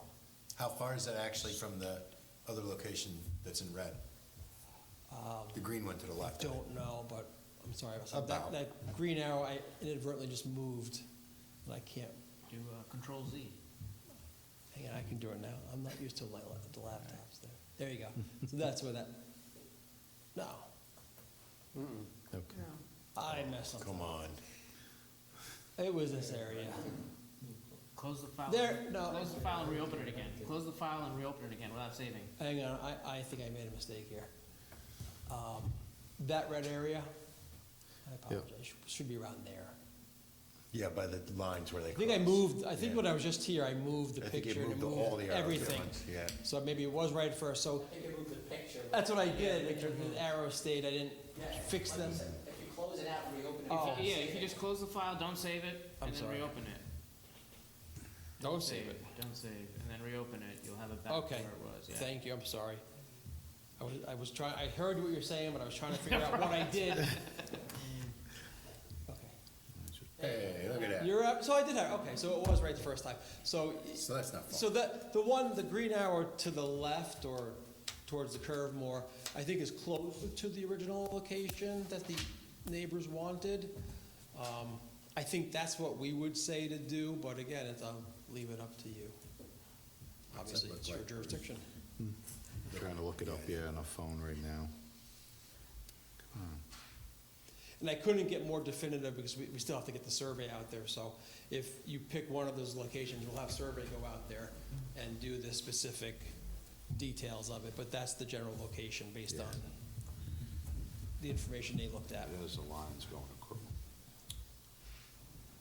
Those are the lines going across right there. So the Which new is one like- would be like here. So he'd be right or there. down here in front of the other guy's house. Right, be down there. Definitely up here then.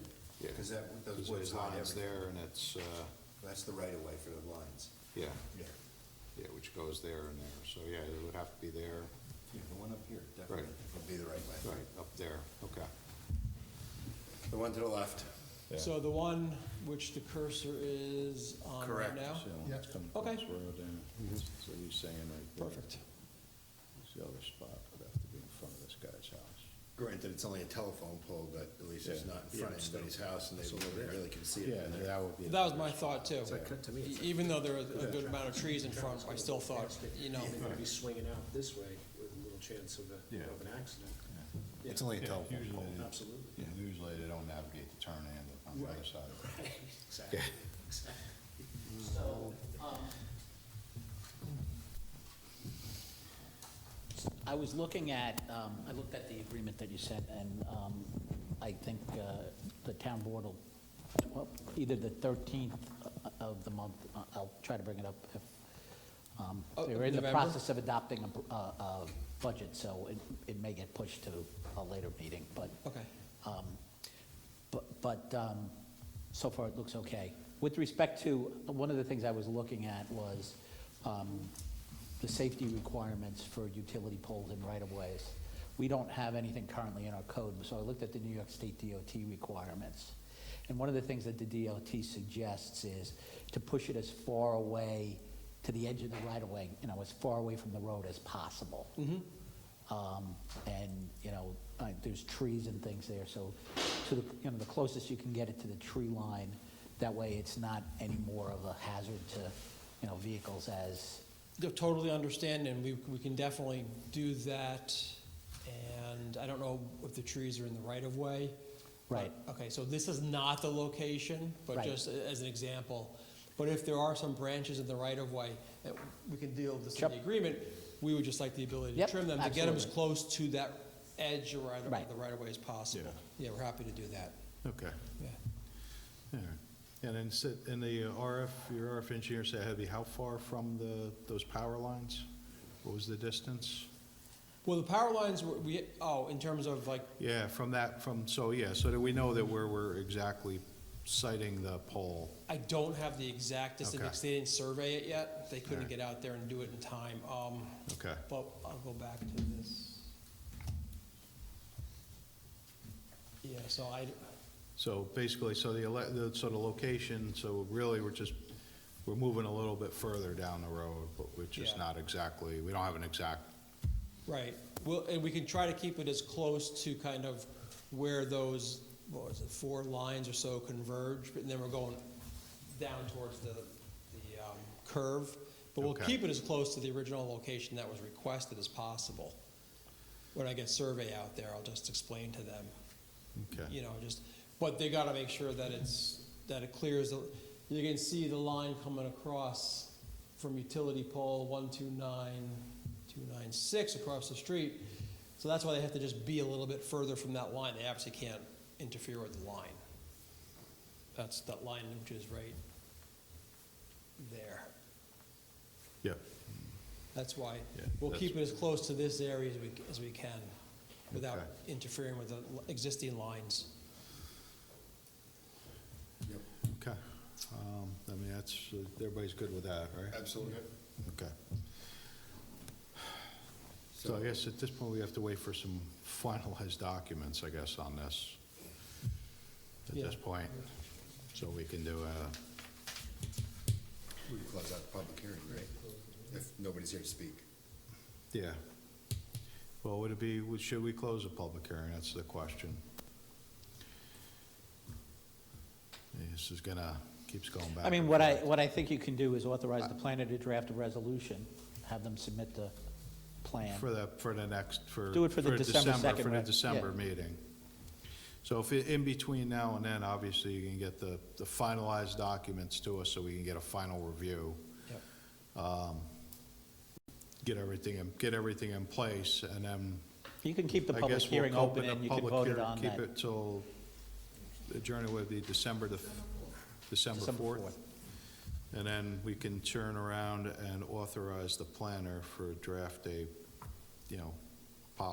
draft a resolution for Copy the possible approval. Copy the Kent Road resolution. Yeah, yeah. Well, yeah, and then we'll, yeah, probably, if anything, it'll be, if it's close enough, I guess it'll be amended Right.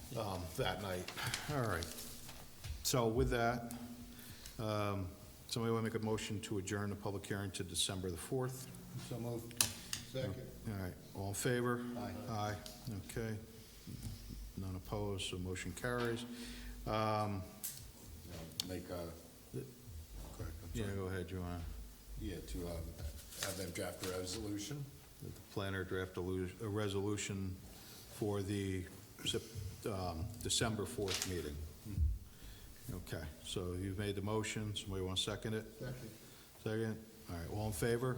Aye. Any opposed? Seeing none, motion carries. All right, thank you. All Sorry right, for so we'll taking up see so you- much of your time. Okay, we'll see you in December. Take care. All right, have a good night.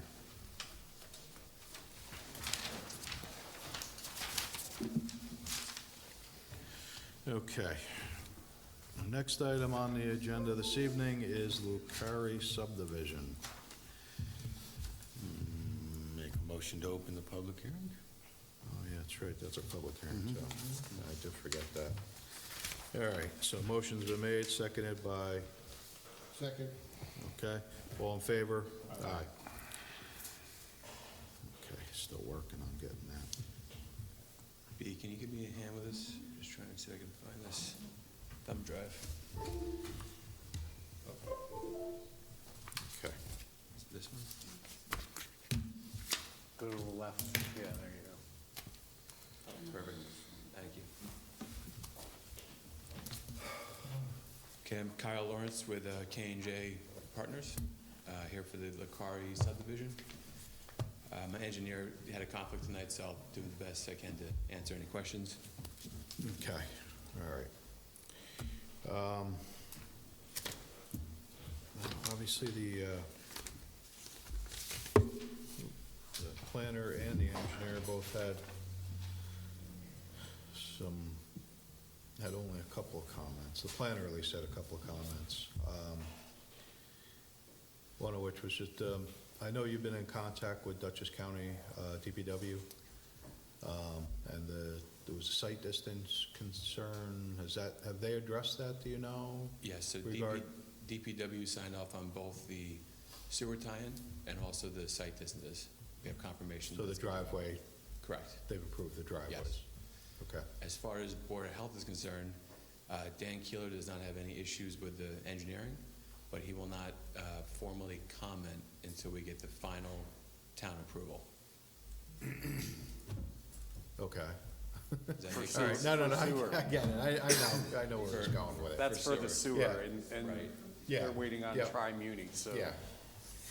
Okay.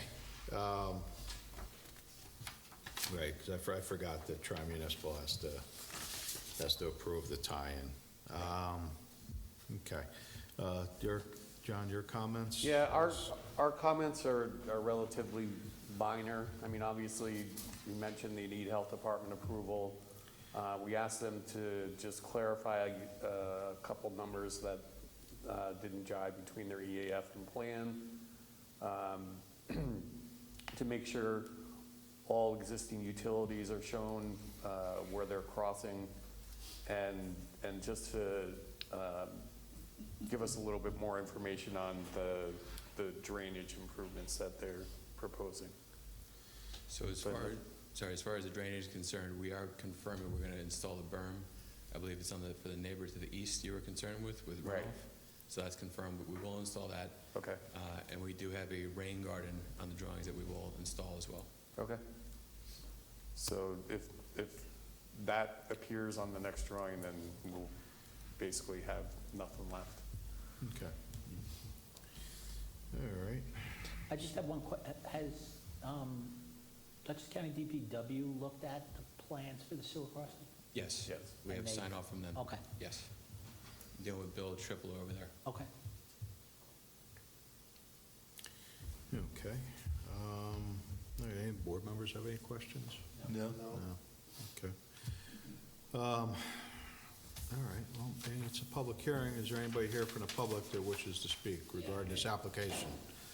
Come on up to the microphone, state your name and address for the record. Yeah, William Bostwick, I live in 24 Middle Bush Road. Okay? And as we all know, we have a really nice road here now. A couple of years ago, they dug it all up and spent the whole summer without a road. Yep. And I'd like to know if, I know the Tri-Municipal hasn't approved it yet, but if they do approve it and they go through across Middle Bush Road, are they going to tunnel it or dig it, for one?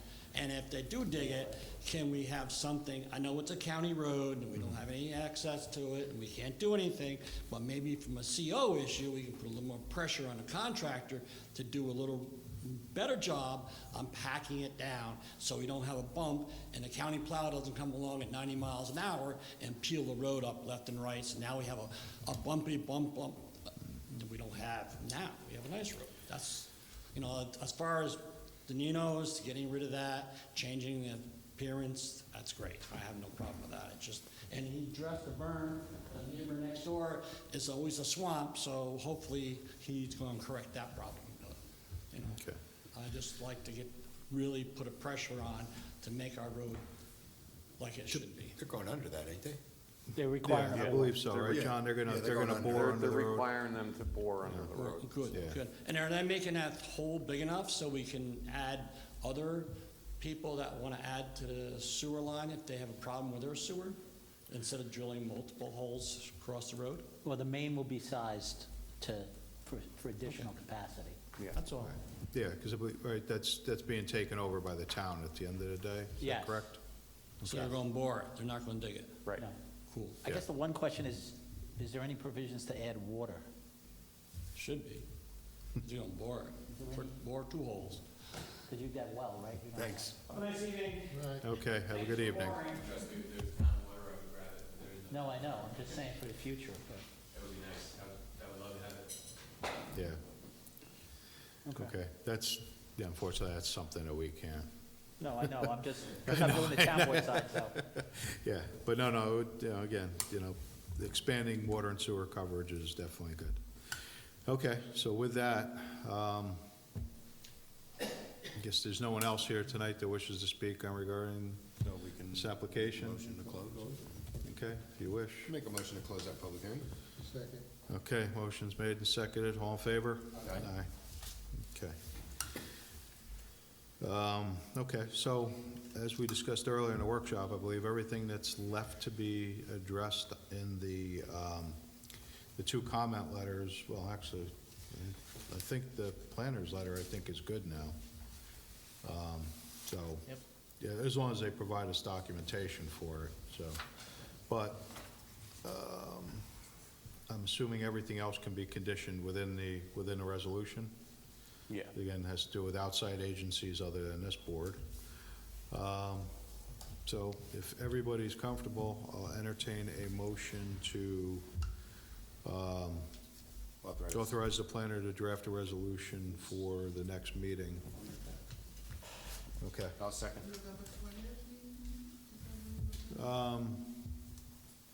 Yeah, unless you'd like me to have it for the December, I don't know who's, I'll be here on the On the- 20th for sure. you'll be here November as well, the second meeting in Yeah, I'll be here November? on the 20th. Okay, all right, so I don't see, either way, we could do it for November. All right, yeah, so motion was made, right, by? And I second. Rob made the motion. I Rob made seconded the it. motion, you seconded it, okay, all in favor? Aye. Any opposed, seeing none, motion carries. So, pretty much all set, come back, we'll vote on it at the next meeting. Obviously, you have your list of items that you need to get addressed. I guess you got a little bit of more work with the, the town board and, probably the health department. And those will be conditions, and once those are met, then we'll be, you'll get the signed approval. Okay, sounds Okay. good. Thank you. All right, you're welcome. Okay, so with that, yeah, so the. So, yeah, so if everybody's in, an agreement, sounds like all the other boards have decided to, instead of having 2 meetings in the month of August and, July, they've cut down to 1. I know that we've had trouble in the past trying to get a quorum sometimes for the summer meeting, so, I'll make a motion to accept the dates as done, except for July 1st, pull that one off the agenda. okay, so. Second motion? Second, so, all in favor? Aye. Aye. Yeah. Okay, so that's approved. Okay, so with that, got one more item, need to go into executive session, to discuss, something with legal counsel, attorney-client, session. The motion to go in executive session. So move. Okay, all in favor? Aye. All right. I'm just gonna go get